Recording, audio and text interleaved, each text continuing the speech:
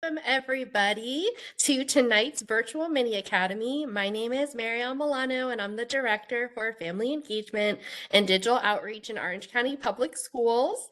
And I am so excited to be joined tonight by Miss Keisha Gaines, who is going to be talking with us about the dangers of tobacco and nicotine and vaping, which we know is such a hot topic among our middle school and high school families. I just read a statistic recently that said that the most common age that students really start, thinking about this or that they might be introduced to it is around the age of 13. And so this is just such a great conversation tonight. I know we're all going to get a ton out of it. So with that, I'm going to turn it over to Miss Gaines to share her information with us. Thank you so much. Hi, everyone, and thank you so much for that introduction. My name is Keisha Gaines. I'm a Tobacco Policy Manager with Civic Communications. We are a Florida Department of Health Bureau of Tobacco Free Florida service provider for Orange County, and we also service 23 other counties. So I'm really glad to be here with you all today to talk about vaping, nicotine. I have two daughters here in Orange County, middle school and high school. So this subject is very dear to my heart as well. And I think it's very important and as well. So I look forward to sharing the information with you. I hope you guys learn a lot. Please, I welcome questions as well. So to start, we're going to talk about what vapes and e-cigarettes are. Um, you're going to hear me use the term vape, e-cigarette. You might even hear me use tobacco because the companies that make some of these vape and e-cigarette products are the traditional tobacco companies. We're going to talk about the dangers of vapes and e-cigarettes and how they affect our mind and our body. And then most importantly, what we can all do to help. So let's start with what exactly vapes and e-cigarettes are. So what you see on your screen here is a traditional vape. This is a picture, I wanted to share with you a picture of what vapes look like inside. We have noticed over time the outside has changed quite a bit, but the inside still remains closely the same. It's an electronic vapor product. It uses a battery to heat a liquid to a temperature, and once that liquid is heated to a temperature, it produces an aerosol.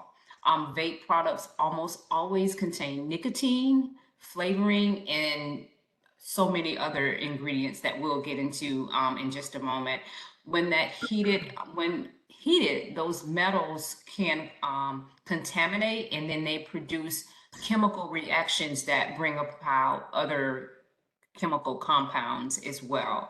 Another point to note is that the nicotine levels vary from one vape product to another.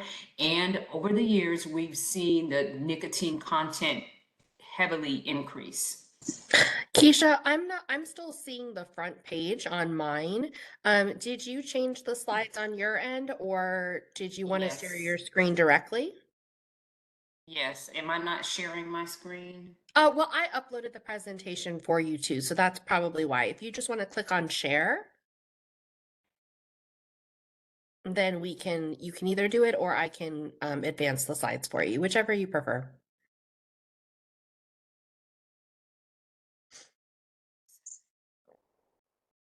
The share button should be next to like the video and mute buttons as well. Parents, while we are working on that, if you have any questions about vaping that you want us to address tonight, go ahead and put those in the chat. We will get to everybody's questions over the course of the night. Yes, we can see your screen now. That's perfect. And so if you just want to advance there.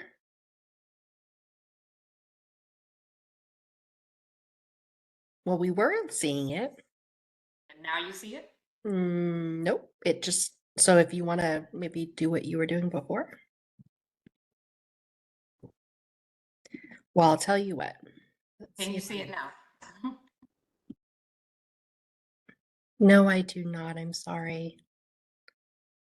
And well, I mean, I see a presentation. It looks like just the front page of it. Okay, so I think I know what's happening. Let me, what do you see now? Still the front page? Mm-hmm. Hmm. So I do see that you're sharing content. So let's see if I can fix it for us. Let's see.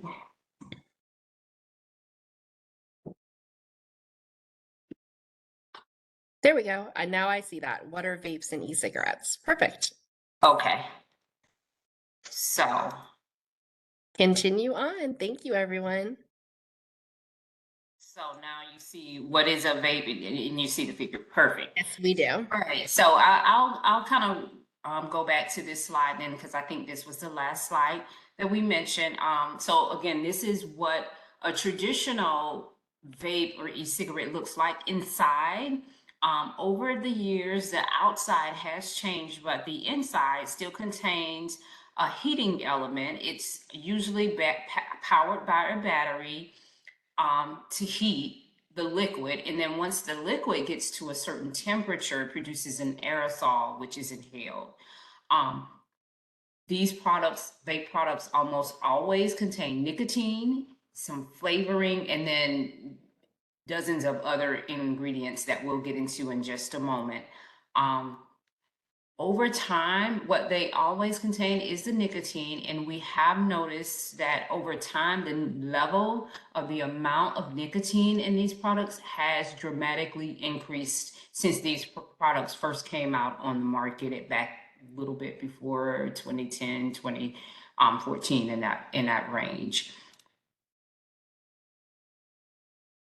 So, what you see here on your screen here is you're looking at some images of vape products and how they have evolved over time. Looking at the images from left to right, you'll see that the first one on the left is an image of a disposable e-cigarette. This traditionally, when they came out, they look like traditional cigarettes. To the right of that is an e-cigarette with a pre-filled cartridge or a refillable cartridge. The pink image, the pink rectangular image shows a tank or mod, and that's what we've been starting to see more of lately.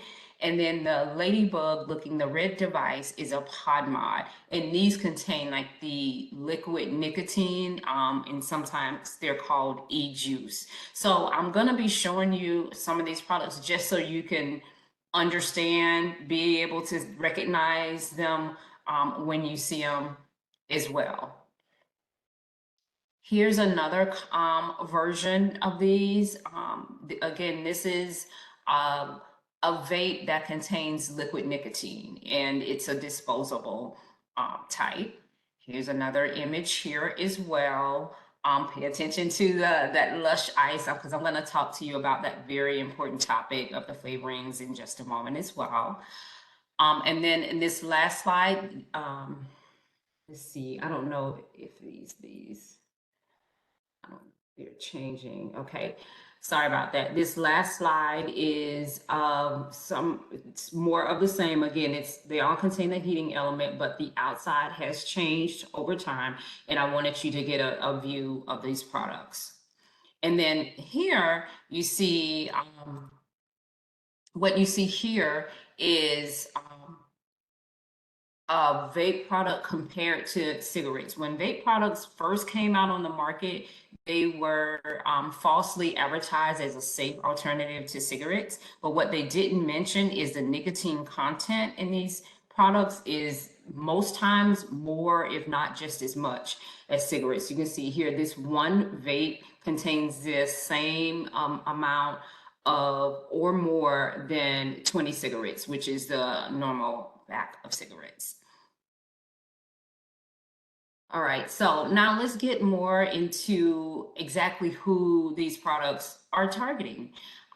Because we know that they are being marketed in certain ways to target certain populations. So now can you see on your slide the business of addiction? Can you see that slide?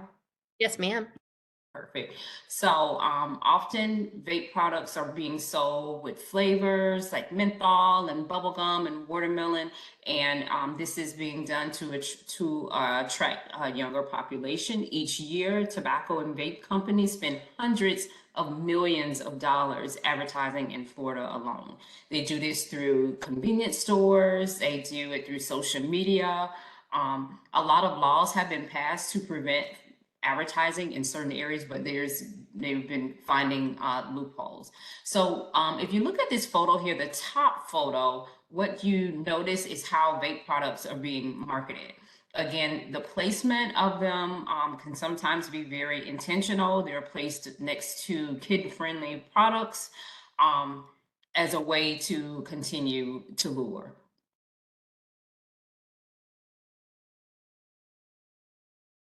So the e-cigarette industry knows that their customers are getting older. Their current customers, people who smoke traditional cigarettes, are getting older, and they need new replacement customers. So who do you think are going to be the ideal replacement customer? E-cigarette companies, they see young people as the perfect replacement. These companies know that their customers are getting older and they need to be replaced. So, if you get a young person hooked to these products earlier in life, then they're going to be your customers for years. So that's one of our concerns here. If you're going to get more profit from a new customer that's 60 years old or a new customer that's a teenager. So what they're doing is definitely intentional, and we want to do everything that we can to prevent these products from getting into the hands of our kids. So what you see here is a traditional candy store. And if you take a look, you see this looks very happy and friendly. The store is designed with a specific target audience in mind. We see here, it's very kid-friendly looking. When we go looking, we see the sweet flavors, we see bright colors, we see lots of options.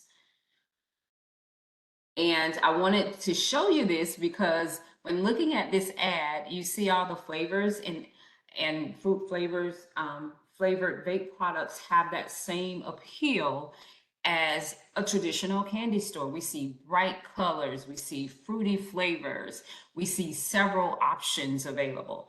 I wanted to show you this to let you know that this is intentional. It's being done exactly the way that vape and tobacco companies want it to be done. So these same products, again, we have sweet flavors, we have bold colors, we have that same feel of a traditional candy store.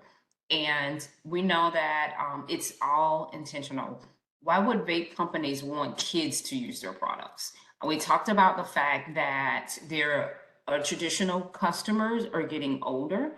Every day, more than 1,200 smokers die from smoking in the United States. The tobacco industry knows that this is basically 1,200 lost customers day after day.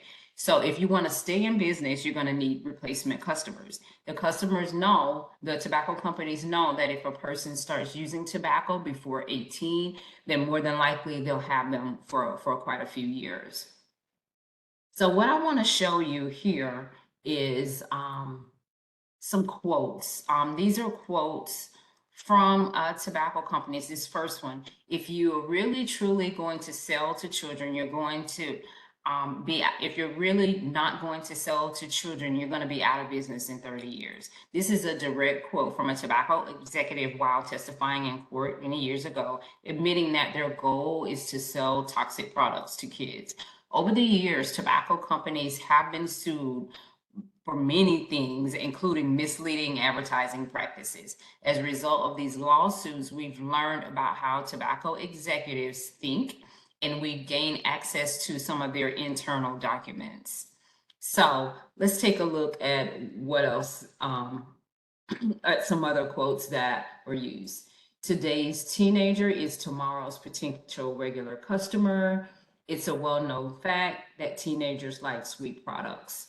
So these are things that we have documentation of. These are quotes from years ago, but we know that these enactments are still in play today from the same companies. These same traditional tobacco companies are the ones that are helping to produce the vape products. So the research is clear. The flavored tobacco products fuel nicotine addiction. The vast majority of young people who vape or smoke, 4 out of 5 of them use some form of flavored vape product.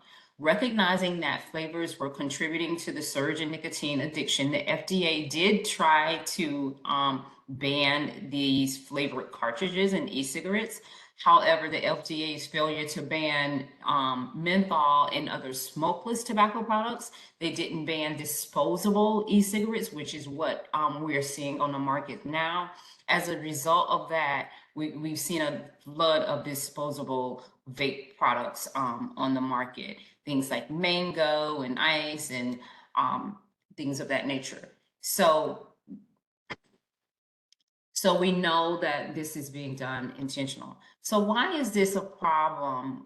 Why is this a problem, the tobacco industry marketing? Why are they marketing like candy? And what is this doing? So we know that nicotine is the addictive component in the majority of these vape products. Nicotine is highly addictive. Most of these products contain extremely high amounts of nicotine.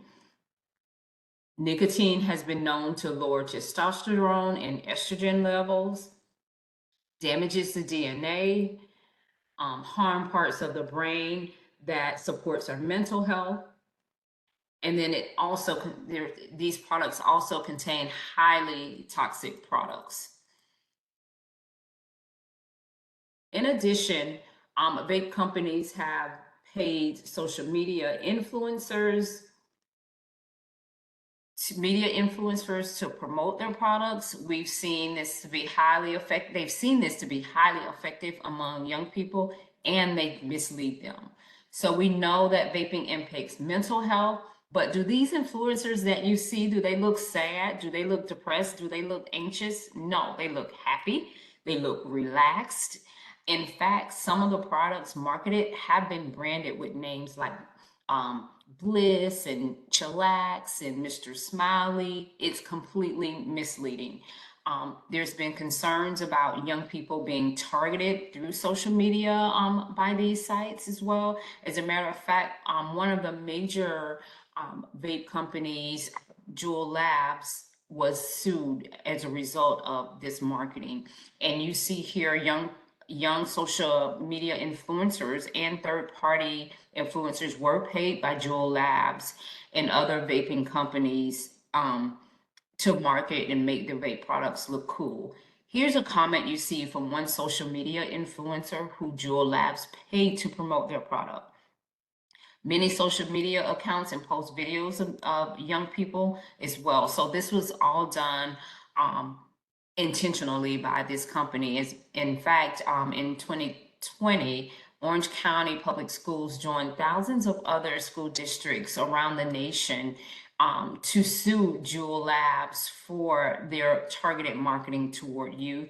And I think the school district was awarded a few $1 million as a result of that, as well as other school districts here in Florida and across the United States. So good for them for that.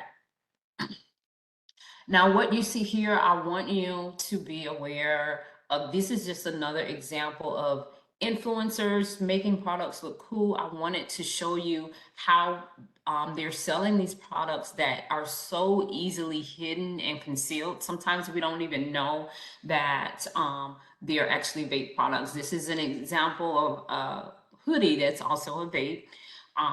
Lipstick and highlighters as well. So I just want you all to be aware that these products exist so that you know what to look for. Here is another thing that I would like for you to be mindful of is oral nicotine products. We pay a lot of attention to the traditional vape that gives off the aerosol, but oral nicotine products are on the rise. They're easily concealed as well, and they contain even more nicotine than some vape products. Some of these can contain, each can has about 20 pouches in it. Um, Pouches range from about 17 milligrams, give or take, per pouch, which equals about 340 milligrams of nicotine per can. And a traditional pack of cigarettes contains about 220 milligrams of nicotine. So these products have higher nicotine content. They're easier to can be concealed, and we don't even know what the effects of these are because they're recently over the market, been placed on the market like within the last 5 years. So just something else to be aware of. And then I wanted to include these new products that have been flooding the stores in the US, illicit e-cigarettes. This is a recent article in October 2023 that I found in New York Times, and about products that are flooding the market that are have even higher nicotine content, making them even more addictive. So I just want you to be aware of this so that you can be alert and know that these products exist. So, what are the dangers of vaping? We talked about what a vape is, how it's used. We talked about how these products are marketed. Let's talk a little bit about the actual dangers of vape. So, to start, I just want to say that it's not just water vapor. For many years, customers were told that these are just clouds. Oh, it's just water vapor. It's harmless. It's nothing in it. It's aerosol. But I want you to know that that cloud is a mixture of chemicals um, that are present in e-liquid, and even more chemicals are created as a result of that heating element that I mentioned earlier in the slides. And then I also mentioned that I want to reiterate nicotine is highly addictive. This electronic vapor products have been found to contain lead, nickel, formaldehyde, and thousands of other unidentified chemicals. And what we're finding is that every time a new product comes on the market, the Food and Drug Administration, it's new, and we don't have a bank to collect all of the chemicals that exist in these new products as they're constantly flooding the market. Like in the article I just showed you, these products are constantly being shipped to the US. There's just no way to be able to gather all of the chemicals that exist in these new products that are flooding the market so quickly. We talked about acetaldehyde, which is a chemical that's in weed killer. It has been identified in vape products. Formaldehyde, that's used to embalm corpses and preserve dead animals, has been found in vape products. Also acetone, that's found in nail polish removal. It's found in the acrylic nails that we use. If you get acrylic nails or gel nails, that acetone that they use to soak the acrylic off has also been found in vape products. And then here, I just wanted to show you a list of all of the products that also has been found in vape products. The orange ones are the compounds in orange are from a 2012 Food and Drug Administration review. These substances were found to be cancerous as well. And the other thing I want to mention is secondhand aerosol. We mentioned the direct effect of vape products. Well, I want you to also be aware of secondhand aerosol. This is the aerosol that exists on in the air and surfaces as well. These products can be found when we're just out and about enjoying our free time out in the environment, restaurants, parks, and designated smoking areas as well. The chemicals that are released are harmful. They contain nicotine, heavy metals, volatile or organic substances, and other cancer-causing agents as well. So not only would I like for you to be mindful of the direct impact from smoking vape directly, but also the impact of vape products through the secondhand aerosol that gets released into the environment. Now, you heard me mention earlier the some of the effects of nicotine. Again, nicotine is highly addictive. It's very hard for a person to quit once their body is exposed to it, especially when the nicotine content in a traditional vape product is much higher than a traditional cigarette. That first puff or two could be all that it takes to addict a person. Nicotine also harms part of the brain that's responsible for learning and memory as well, and our mental health. Another component that we definitely want to be aware of is the effect of vaping on our mental health. So I want to show you the effect of vaping and mental health and how this cycle of addiction works. And what you see here, commonly, nicotine or vaping has the myth is that people start vaping because they're trying to relieve stress, or it might be peer pressure from others. They might think it's cool, or they even might think it's harmless and not understand the full harm of vape products. But because it's so addictive, I really want to reiterate how hard it is to quit. So the key is to never start. But let's take a look and understand a little bit better the effects of the addictive cycle of nicotine. So let's look here at our friend in the orange circle. When nicotine is inhaled, it passes through the lungs, it enters into the brain, and then it binds to pleasure receptors. This causes a release of chemicals such as dopamine, providing a temporary sense of pleasure. The symptoms of withdrawal for a person who has previously vaped goes away. That person feels relaxed like the blue circle.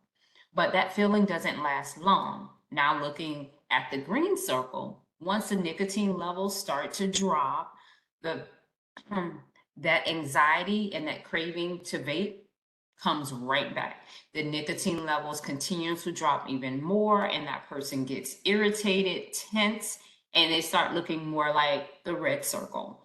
And without a constant dose of nicotine, that person no longer feels relaxed. The only thing that relieves them is to vape again. And that's the cycle of addiction. And the key is not to start it, because once you're on that cycle, once a person's on that cycle of addiction, is almost like a hamster on a wheel. It's hard to get off.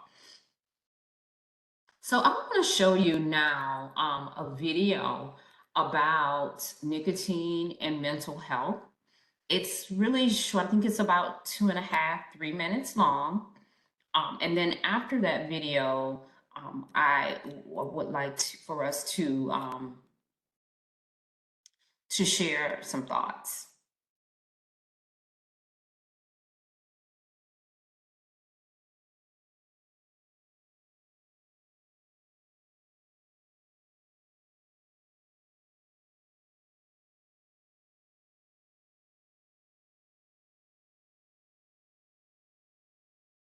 I don't think we can hear it yet.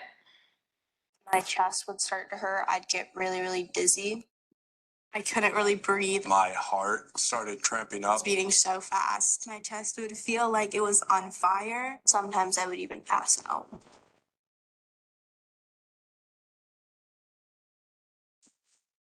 My name is Katie Joe. I'm 11 years old and I started vaping in July. I'm Caitlin. I started vaping 3 years ago.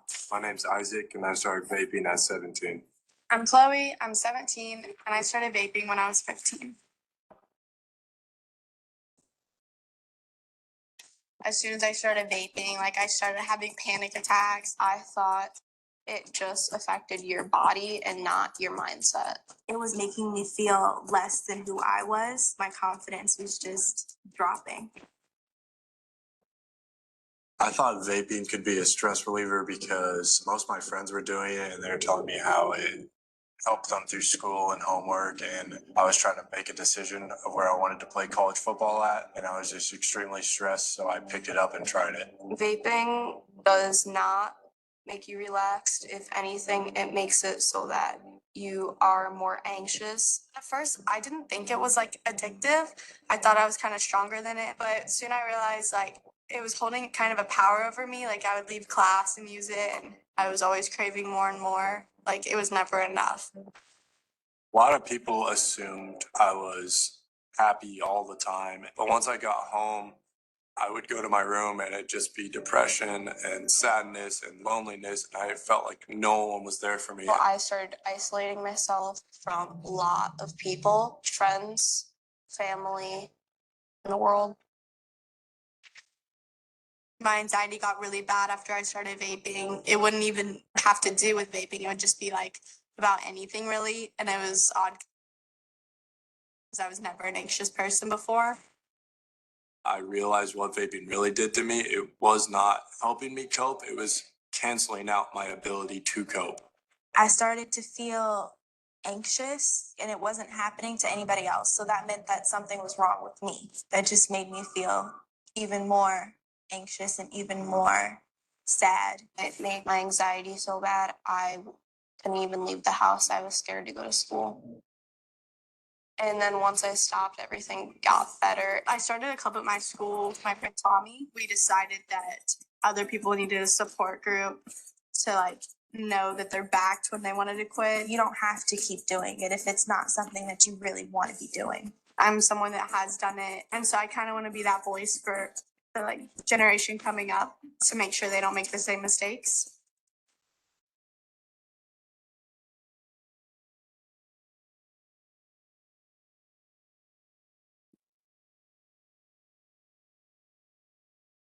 Awesome. Now you'll need to reshare your screen, Keisha.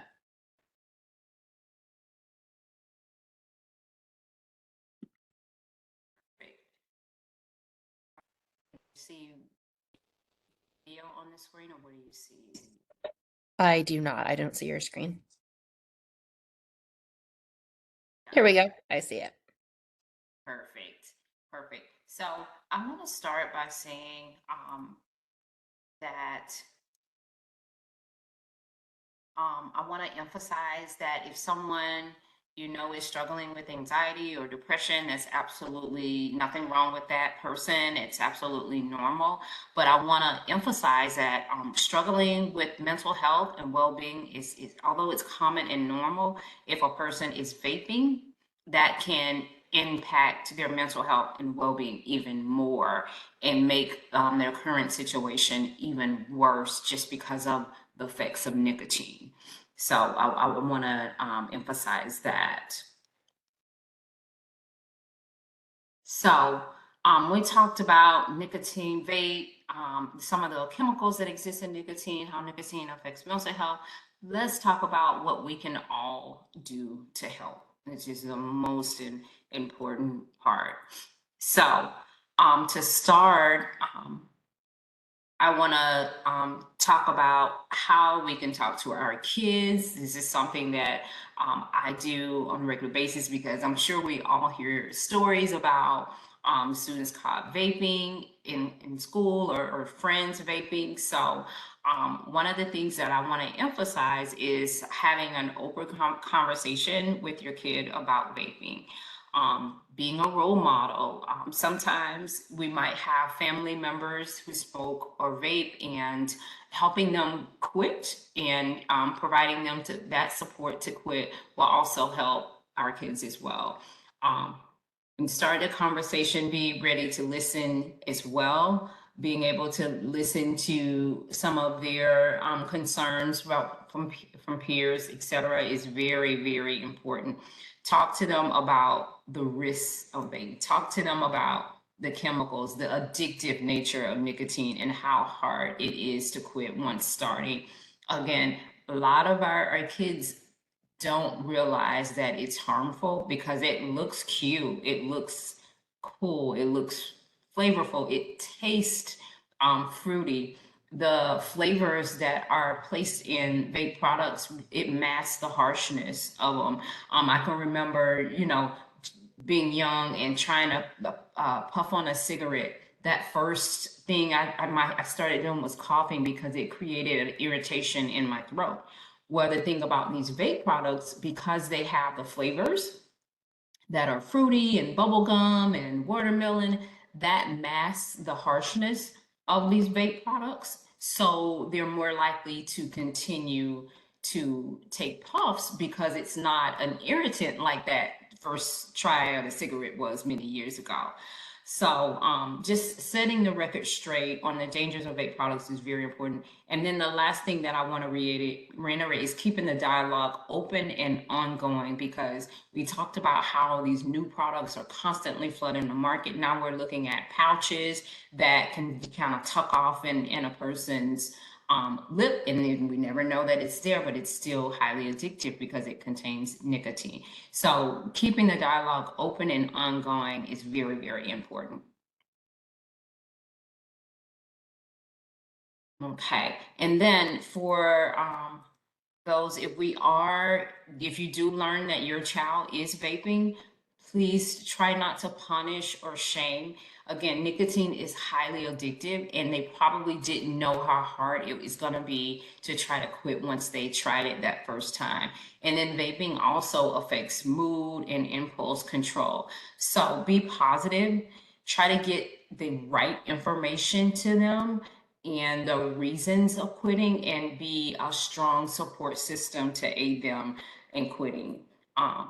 Being positive, not to school, and being patient. Again, I'm reiterating, nicotine is highly addictive. So being patient and seeking tools and resources to help them and help guide them to quitting. So and speaking of resources, I do want to share some of the resources that are available. This first one is actually from the Truth Initiative. It's called This Is Quitting. It's an anonymous text messaging program, and you can learn to, through this program, it gives helpful tips, and it's tailored to ages 13 to 24. The product it gives teens and young adults the proper recommendations on quitting and how to deal with those withdrawal symptoms as they're trying to quit. The next resource that I want to share with you, and this is offered through the Palm Beach County Schools in conjunction with Department of Education. They received a grant to create this online course that teaches about the dangers of tobacco in vaping. It's used sometimes as an alternative to suspension if a student is caught vaping. However, I do want to make you aware of this. It's grade level appropriate. It's been used for offenses with vaping for middle and high school.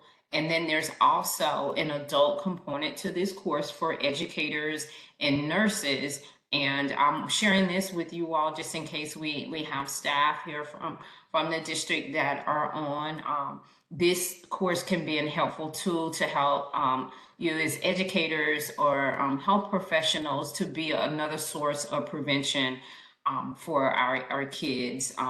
It contains lessons, and it's an opportunity for continuing education credit. So I just want to share that it's a student course on there for K through 12, age appropriate as well. And then there's also the educator course and the nursing course.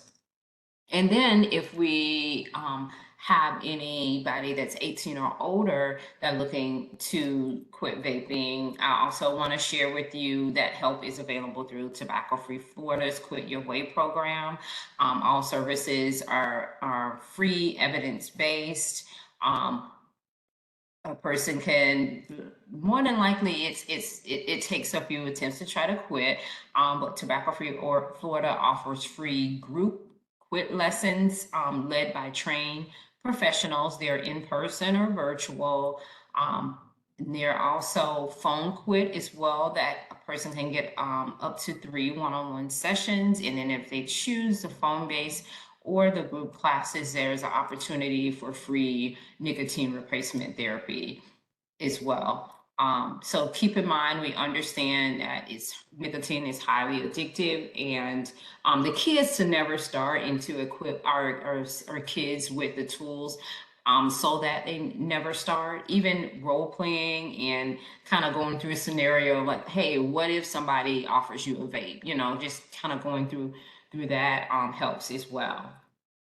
And if you're interested in advocacy of any type, I want to let you know about our Students Working Against Tobacco Club that's available here in Orange County and our Tobacco Free Partnership.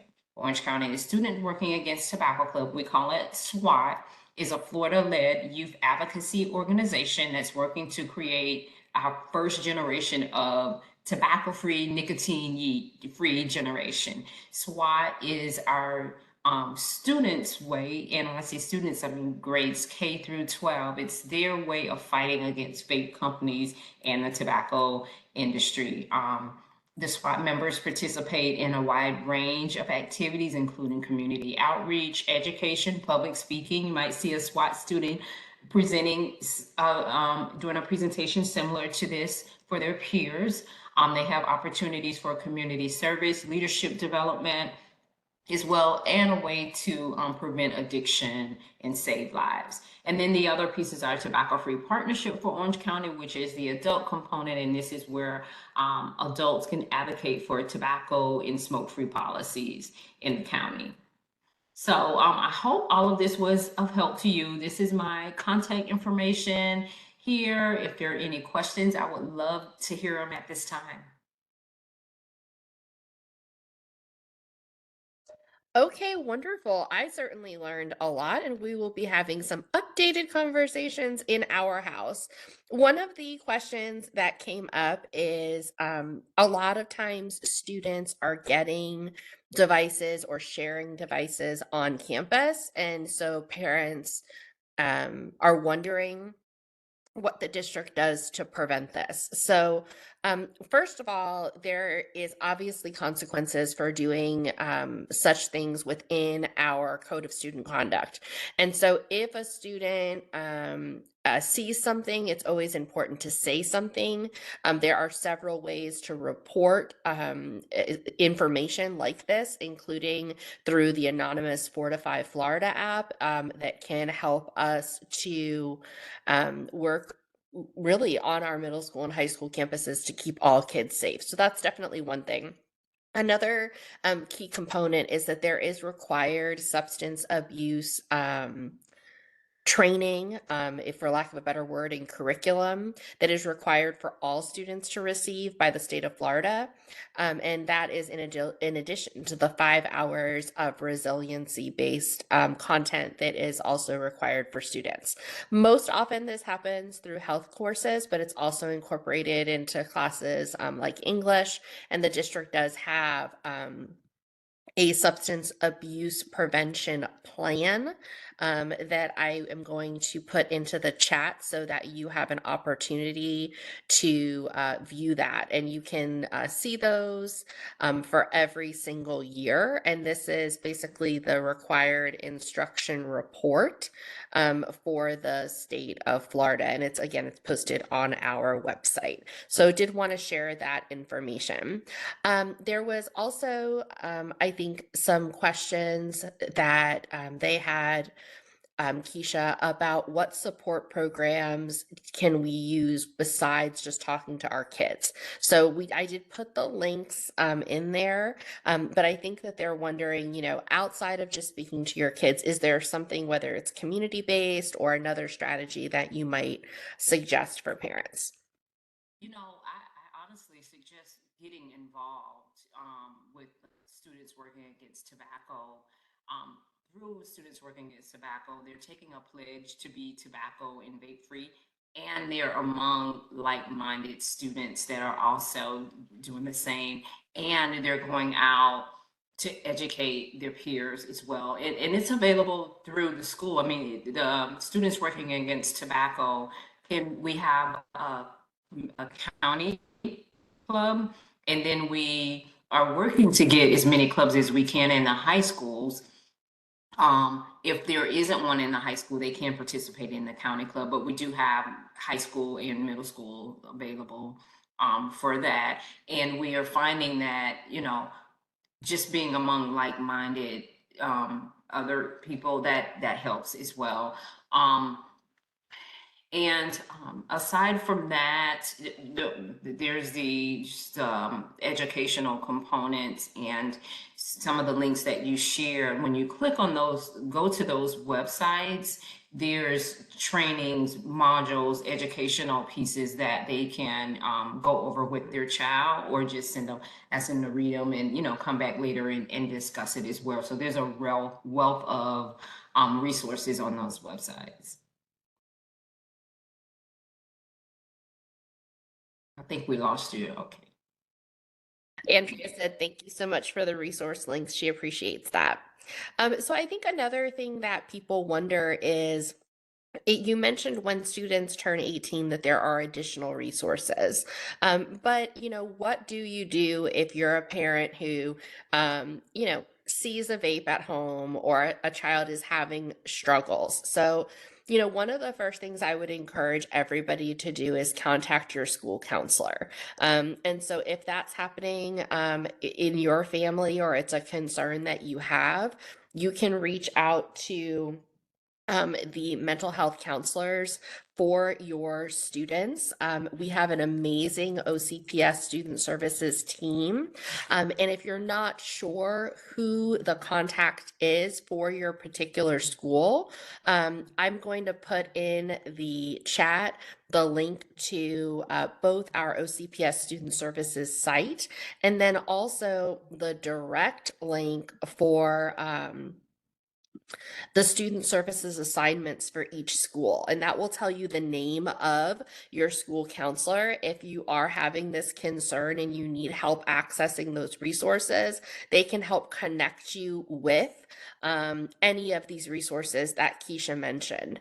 Additionally, we have something in OCPS called the OCPS supports ticket, and I've put the link in there as well. And so what that means is if you are having a concern that's happening in your family, and you really need to figure out and have somebody reach out to you directly about a concern with vaping or tobacco use or anything like that, you can fill out this support ticket, and somebody from the district office will reach out to your family um, and assist you as soon as possible, and help connect you with the correct contacts for your specific needs. So if you're ever in a situation like that, we definitely want you to be aware that we have those resources for you. So are there any other questions? Let's give everybody just a moment.